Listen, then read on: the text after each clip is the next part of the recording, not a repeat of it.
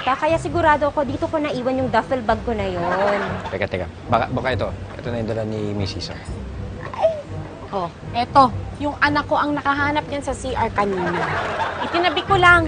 Intact na intact yan, ha? Eh, bakit kanina sinabi nung crew ninyo? Ayun, no? Na wala naman siyang nakitang naiwang bag. Ganun ba? Eh, hindi naman din kasi namin alam na nagbalik ka.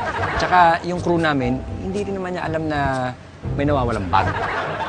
Ako, Jingo ha, ayoko lang mag-isip ng masama. Pero kung ibang tao ka, baka naisip ko na pinag-iinteresan niyo tong bag ko. Ay, nako, baby Delo. Ba't kayo ganun ibang tao, no? Tsaka na nga ng mukha. Tsaka pa ng ugali. Hindi kaya dahil half moon yan? Half moon? Ha? Half moon? Saan? Eh, parang crescent naman eh. Saan? Saan? Saan dyan? Hugis na hugis eh. Ayun, no? Crescent na crescent eh. Ay! Ay! Oh.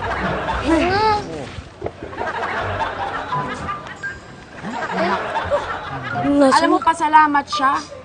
Dito niya nabalikan yung bag niyang yun.